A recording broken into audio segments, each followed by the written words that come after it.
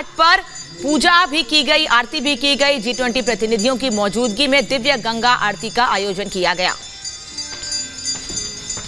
और ये तस्वीर आपको दिखा रहे हैं दशाश्वमेध घाट के उस वक्त की जब यहाँ भव्य आरती का आयोजन किया गया, क्योंकि तमाम देशों के प्रतिनिधि जो इस वक्त वाराणसी में मौजूद हैं वो गंगा आरती को देखने के लिए दशाश्वमेध घाट पर पहुंचे हुए थे और उस वक्त इस आरती का आयोजन किया गया। लेकिन इस बीच कांग्रेस के नेता लगातार बेतुके बयान दे रहे हैं। मीनाक्षी, बिल्कुल, महादेव की नगरी में G20 की ये बैठक चल रही है, लेकिन जिस तरीके से बयान ये सामने आया है वो काफी बेतुका है। हमारे साथ हमारे सहयोगी वाराणसी से अमित सिंह जुड़ गए हैं। अमित, एक तरफ 11 से लेकर के 13 जून तक G20 की बैठक का आयोजन किया जा रहा है काशी में, तो दूसरी तरफ कांग्रेस प्रमोद तिवारी ये कह रहे हैं कि अंतिम समय में जाते हैं काशी।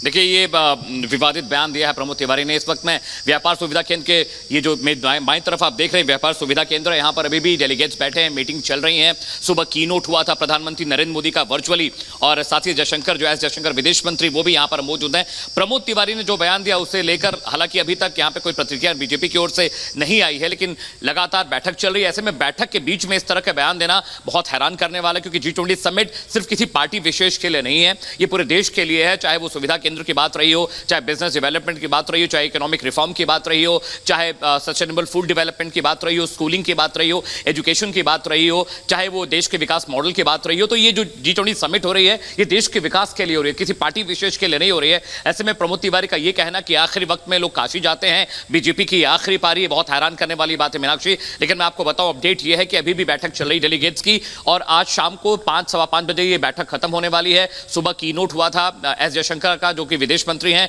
प्रधानमंत्री नरेंद्र मोदी ने भी यही अपील की थी अपने एड्रेस में, जब वो वर्चुअली जुड़े थे। उन्होंने कहा था कि देश के विकास को आगे ले जाना है, उसमें काशी बहुत बड़ी भूमिका अदा कर सकता है, उसमें उत्तर प्रदेश बहुत बड़ी भूमिका अदा कर सकता है। उन्होंने कहा कि यूपी का जो विकास मॉडल है उस पर चर्चा दुनिया भर में हो रही है। ऐसे में ये हमारी जिम्मेदारी बनती है कि यहाँ के विकास मॉडल को हम अंतर्राष्ट्रीय परिदृश्य पर एक बड़ी पिक्चर, एक बड़े नैरेटिव के हिसाब से देखें, ताकि विकास की बात आगे बढ़ सके। लेकिन प्रमोद तिवारी का यह बयान हास्यास्पद है।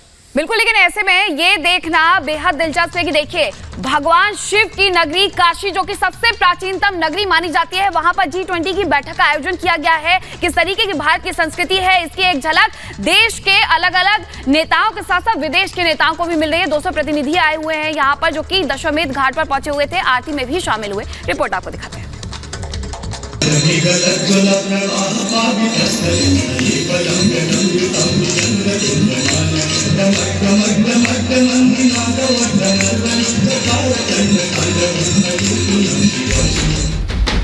दुनिया की 20 आर्थिक महाशक्तियों के समूह G20 की भारत अध्यक्षता कर रहा है और देश भर में G20 से जुड़ी बैठकें आयोजित की जा रही हैं। इसी कड़ी में वाराणसी में G20 विकास मंत्रियों की एक बैठक हो रही है।